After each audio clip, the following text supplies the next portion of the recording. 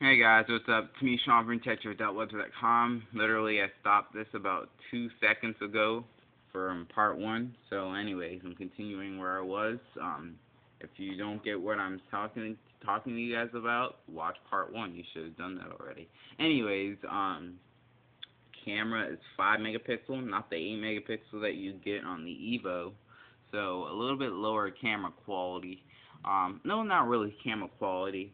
If you've read the articles, the 5 megapixel camera on the Nexus One is better than the 8 megapixel camera on the Incredible, and the 5 megapixel camera on the Galaxy S phones with its low light scene put on, or sort of mode, takes better, what do you call that, pictures. There we go. What did I do there? Takes better pictures than takes better pictures than the 8 and 5 megapixel cameras with LED flash on some of the other devices on the market. So, anyways, you get a one thing that the Epic 4G has, that the Evo 4G, as you can see, there's a .3 megapixel camera that's VGA resolution, so you're losing a little bit of quality when you're taking still photos. But for general use, you're probably not going to be using that front-facing video camera for more than self-portraits and video calls. That's going to be the big thing that you're going to be using it for.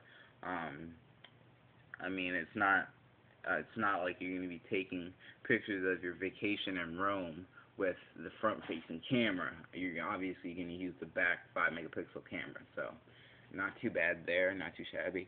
And just to note, this is the only Samsung Galaxy S device, as far as I know, with the big four carriers that has a front face, or that kept the front-facing video camera. Big up to Sprint for doing that, and um, well, I guess the other carriers are going to learn when they have low sales on their Galaxy S devices that not to tamper with that front-facing video camera when the opportunity comes around again. So, anyways, there's also DLNA. I'm not gonna read you all of this. There's DLNA support built in. Bluetooth version is 3.0, and you have a much better GPU. The GPU on the Epic 4G is an Adreno 200 GPU.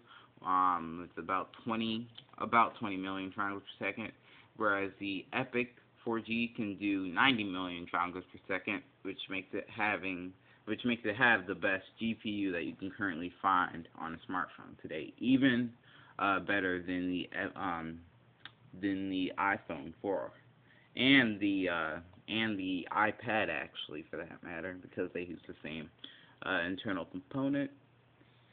There's LED flash on the camera. Both CDMA versions of the phone have LED flash on the camera, and both GSM versions of the phone do not. They should have put 3.0. They put 2.1 here on Phone That's something that, Wi-Fi 802.11n is included. That's something that's just been happening a lot, that I've noticed. The micro USB. The what do you call that? Touch Pro 2 from HTC. Both the CDMA versions had 3.5mm headphone jacks.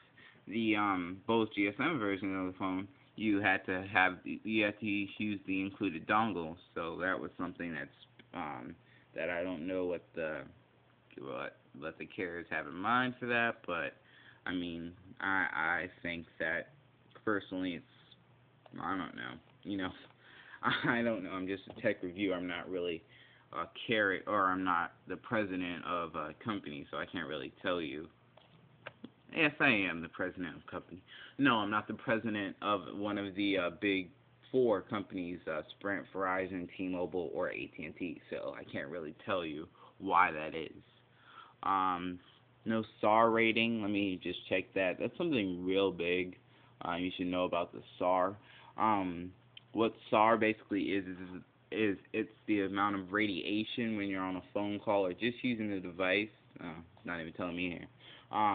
That radiates into your brain. So the lower the SAR, the better off you are. The higher the SAR, the longer or the more chance you have for those, if they eventually do link the cancer to smartphones, then you're going to be wondering why you picked up a phone with a high SAR. So anyways, this is the Epic 4G. You can see the large display, 4 capacitive buttons on the bottom, home, menu, back, and search. On the right side is your volume marker. 8 megapixel camera, dual LED flash, speaker grill, HTC branding. It's a Sprint 4G with and also has the kickstand on the back with some hidden power. That's what HTC calls this sort of red backing. If you take the back cover off, the whole back of it is red, and HTC calls that hidden power. So, and I guess it seems kind of fitting for that. At the top of your speaker grill, sort of dotting the I on the Sprint logo. Actually, it's sort of in between the I and the R. Is the I don't know if you can see that, but there's the no, you can't. Is the front-facing camera. Power button and your massive display is also on there. And I'll show you some pictures of the Epic 4G. You can see it there. There's a front-facing video camera on the Epic. Gorgeous 4-inch Super AMOLED panel. You have your button switch. The home and the menu button are switched out on the Epic. That's just a little weird. You have a dedicated camera button here. At the top is your Sprint logo and your port or your proximity and light sensors. And here is the Epic 4G open. As you can see, that's the 4G indicator. Little logo, a little bit different from the Evos. You can also see the big physical QWERTY keyboard with the little keypad down there. And you also have a menu and a back button there, search and home. So you actually have all these buttons are actually inside the QWERTY keyboard. So if that bothers you or if that's a good thing, then there you go. So you can see the camera is the one. This is the camera, and everything else is light and proximity. And these are some pictures of the Evo. Oh, the Evo. The back of it. They both have sort of a soft touch backing. Oh, I haven't shown you the Epic 4G's backing, but it's very similar. Yeah. Let me go to these Epic 4G photos. Let's see. These are the Google image. Let's see if I can find one with a backing. Let's see if I can find one. Probably should have done this before, right? You think I did? Well, I can't find you a picture of the back. Let's just type that in. Back cover. See if I can find it here. Yeah, and they're just gonna show me the front, even though I did type back cover. Let's see if I take out the cover part. If I get there we go. Thank you, Android community. My computer would actually move. Thank you, Android community. I'm viewed in full size. There you go. There's the back, soft touch. It says Galaxy S instead of HTC. And there's your 5 megapixel camera with LED flash. That's something that the other 4 carrier or the GSM carriers don't have. So really, if this was coming to T-Mobile, this would be my next Android phone as opposed to the MyTouch 3G HD. So anyways, I hope I clarified some stuff off for you guys here. Overall, who's the winner in this little battle? I'm gonna have to give it to. You'll see the picture come up. This guy, Epic 4G, Super AMOLED panel,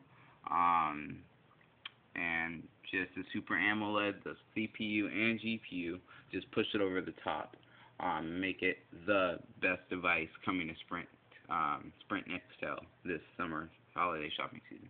Anyways, this is Sean from pt.2. Following up on that other video.